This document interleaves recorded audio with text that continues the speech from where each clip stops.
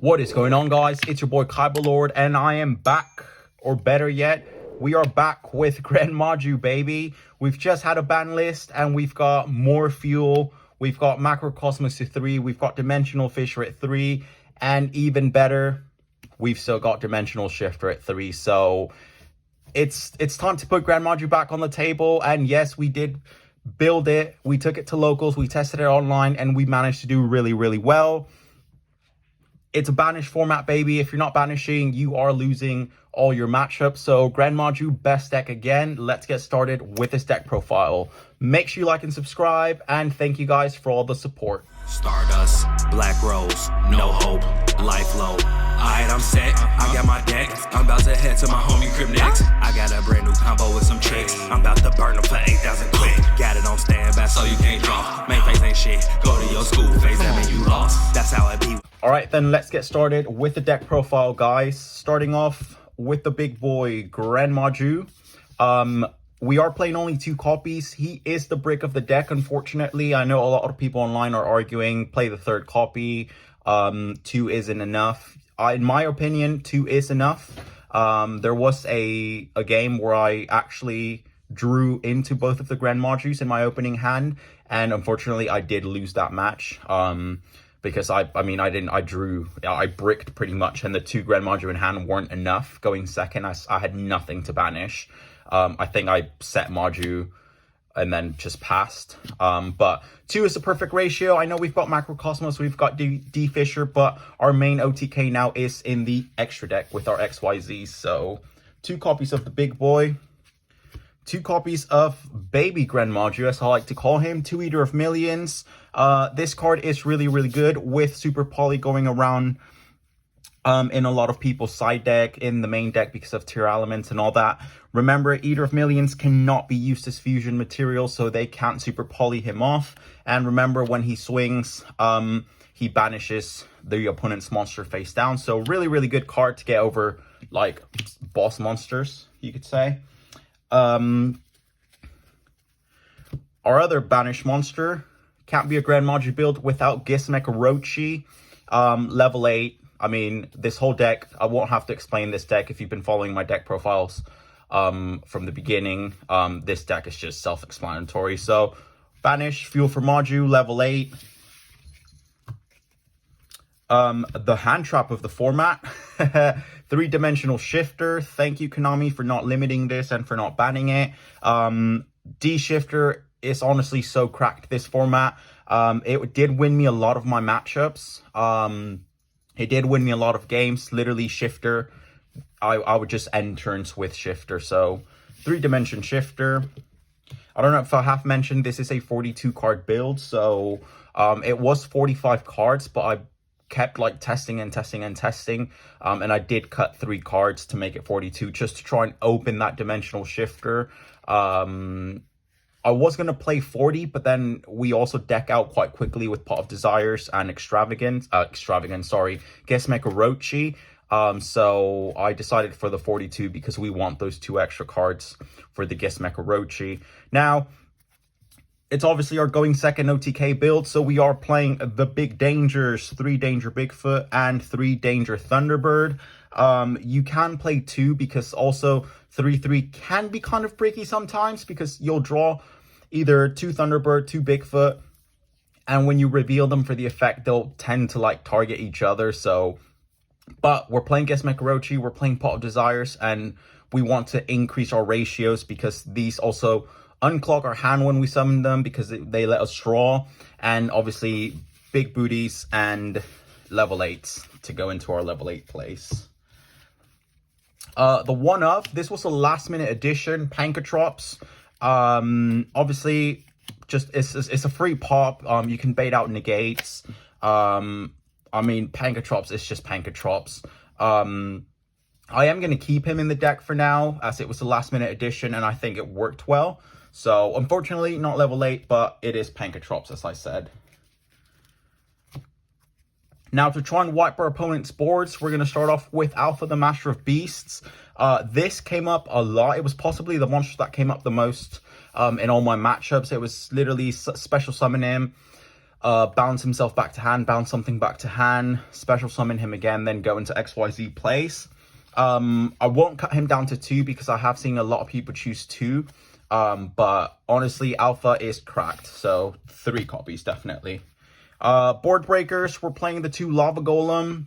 The second card that came up the most, paired up with the Alpha Master of Beast. It was basically Lava Golem, Alpha the Master of Beast. Remember that if you Lava Golem, you cannot normal summon. So if you're planning to OTK with GREN MAJU, you cannot, as you've already technically used your normal summon with Lava Golem, but it is considered a special summon. But yeah, Lava Golem, 2 copies to me was the perfect ratio. I definitely would not play a third. I wouldn't side a third as we are playing a heavy Kaiju engine. Speaking of Kaijus, the one Dogoron. So 1 Flame Kaiju, 3 Gadarla, 3 Sea Turtle Kaiju, 3 Gadarla because obviously Fluonderies is the second, third best deck of this format, so there will be a lot of barrier statue still. Dogoron, when you want to give it to your opponent and then specials that alpha, or if you just want to give yourself a stronger Kaiju to then swing into the Kaiju you gave your opponent. And this also paired up really well with Alpha the Master of Beast, so we definitely want to play that third alpha just so we can combo with the Kaijus and just clear our opponent's board. So more board breakers, we're playing 3 Lightning Storm. This did come up. It was quite useful. Obviously, I always used it to pop my opponent's monsters. And yeah, this is honestly something I might consider switching for something else. But I mean, this past Sunday at Locals, it did come up. So for now, I'll keep it and I'll keep testing to see how it does. Maybe I'll get moved to the side deck. But unfortunately, once they know what we're playing, they will always make us go first most of the time. And this deck does struggle going first. So another board breaker is Interrupted Kaiju Slumber.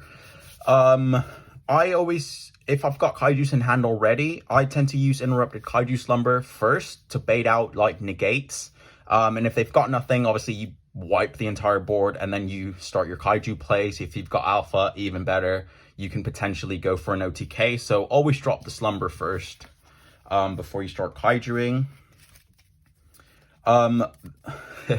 A new addition to the build, which obviously it's just been unlimited, 2-dimensional Fissure. 3 was definitely a brick. I did test with 3. Maybe siding in a third copy would be useful, but 2 in the main deck is really, really good. It did come up a lot, obviously. Dimensional Fissure with the Kaijus, with the Danger Bigfoot pop, with the Interrupted Kaiju Slumber. It was really, really good. Obviously, we can't trigger a Lightning Storm because we already control a face-up card. So, 2-dimensional Fissure is absolutely cracked. Draw power, 2 Pot of Desires.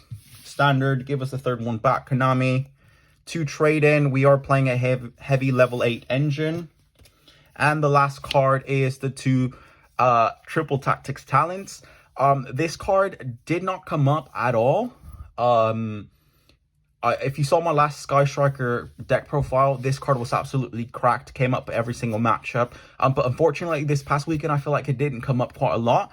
Maybe because I need the third copy. It is a 42 card build, so I might, if I cut Lightning Storms, if I cut Pankatrops, the third TTT is definitely going in. As it could have been a useful card. I think I dropped it in 2 matches, maybe.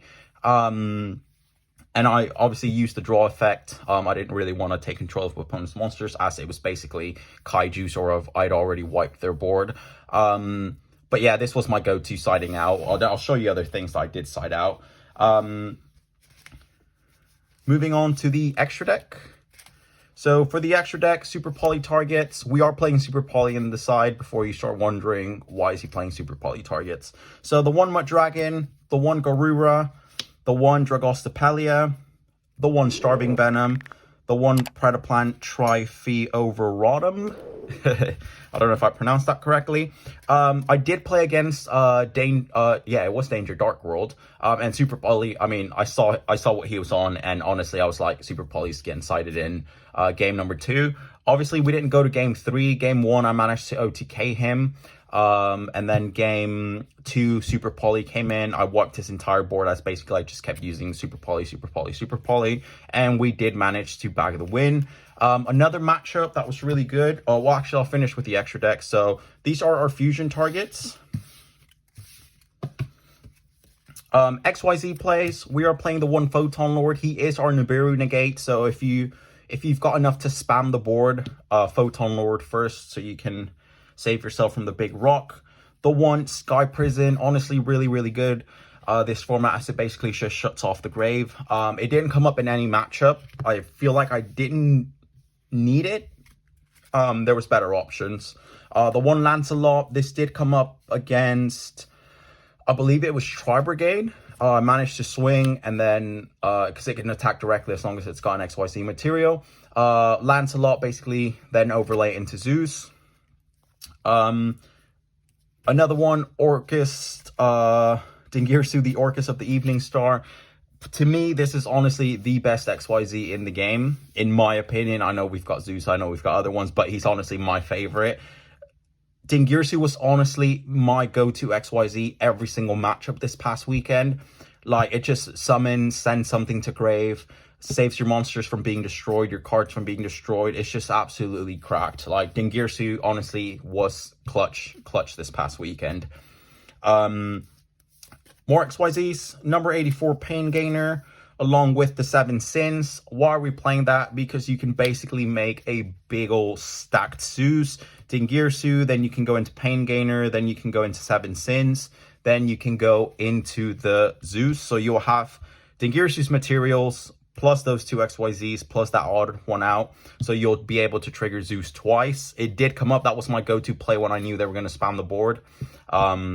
But yeah, Dingirsu, clutch. And last but not least is the new Meron package, Dragoobleon, Hope Harbinger, and number 100. Now, speaking of matchups, I did come up against, round 1 was against Mathmech. And we did take the L, unfortunately. They sided in Rivalry of the Warlords, and obviously under that we can't kaiju them. We can't start like lava goleming them. Round 2, I played the mirror match against GREN MAJU.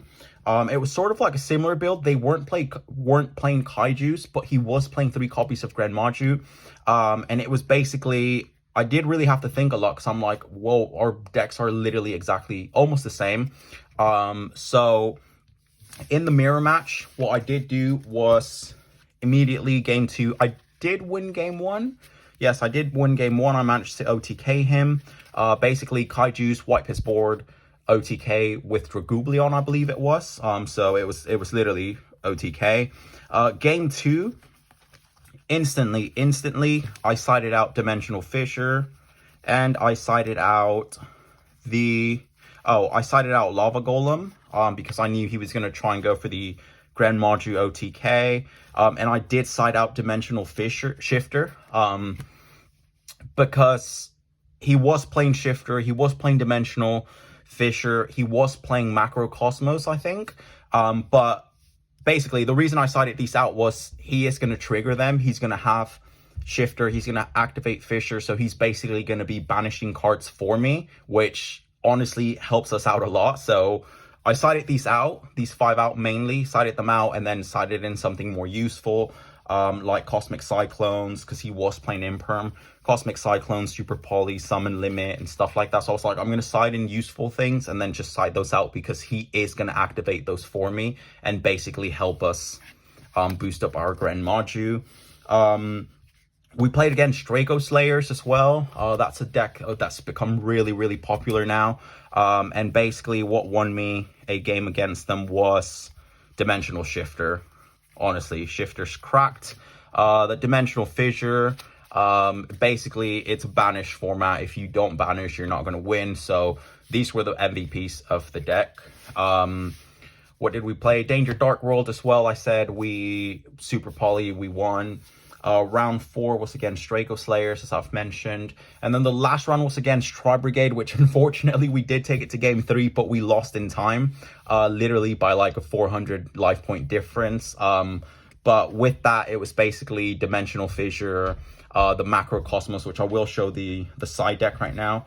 It was the Macrocosmos, it was the Dimensional Shifter, Dimensional Fissure, which is basically, we want to banish everything. So for the side deck, 3 Cosmic Cyclone, honestly, clutch, absolutely clutch. I did go for the Twin Twisters first, but I was like, I need Cosmic Cyclone, and I already am getting rid of a lot of cards like Dangerous and all that, and discarding for trade-in and all that, so I don't really want to do that. So Cosmic Cyclone, 3 Super Poly, didn't come up as much. Honestly, it only came up against the Dark World deck, but I will keep Super Poly.